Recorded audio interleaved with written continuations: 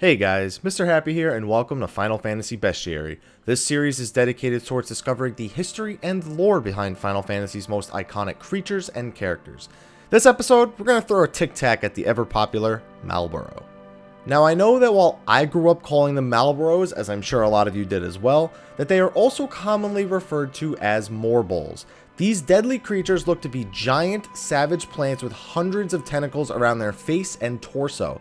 They use these tentacles to walk, attack, and defend their bodies from taking major damage, but in actuality they are quite squishy and have low defense. Most of the tentacles around the mouth of the Malboro also function as spore cannons that can spit deadly poisons and acids at the Malboro's prey. In some incarnations, these tentacles even appear to have eyes growing out of them, though this isn't on every single Malboro. Their head mostly resembles an anemone, with the mouth possessing dozens of extremely sharp teeth. Malboros are known for being extremely aggressive in all incarnations, treating any nearby human or humanoid type creature as a food source and attacking it. Since Malboros do not have eyes, they have an enhanced sense of sound, able to track prey by the sounds of their footsteps. Once they attack their prey, they disable them with their signature attack, Bad Breath, which is one of the most deadly and annoying attacks in the entire Final Fantasy series. In its basic form, Bad Breath places pretty much every common status ailment in the game on anyone it hits. There are other variations on the attack in some games as well, some more or less threatening than the original. Now the name for a Malboro is an interesting one. I know as a kid with two parents who smoked, I always considered that it might be a play on the popular cigarette brand Marlboro.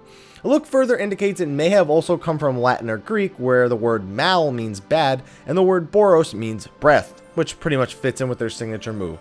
I still like my theory the best, and hey, it's even acknowledged on the wiki, means I'm not the only one who noticed it. As an enemy though, not much really changes with them from game to game, other than the location, behavior, and maybe some of the variety. I mean, in the earlier games, Malboros just applied status effects with their basic attacks. They didn't even know Bad Breath yet. In fact, the first two Final Fantasy games that the Malboros appear in, which are Final Fantasy 2 and 4, they're annoying, but apparently they weren't annoying enough to remain that way for the remainder of the series.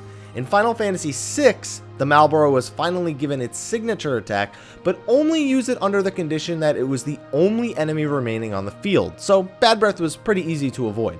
Funny enough, the early English versions of the game, Final Fantasy 3 here in America, they were called Oscars, and Bad Breath was called Sour Mouth. Good thing they didn't stick with that translation. From this point on, it seems the developers really felt Bad Breath just wasn't bad enough. So in Final Fantasy 8 and specifically Final Fantasy 10, there were Malboros that would use Bad Breath on their very first turn. In Final Fantasy 10, they even went as far as introducing a great Malboro that would ambush the party with Bad Breath, ensuring that you pretty much needed to be prepared for you to run into them before you ever actually encountered the enemy. And then, of course, Final Fantasy XI pushed the Malboro even further by giving them a wider variety of deadly attacks.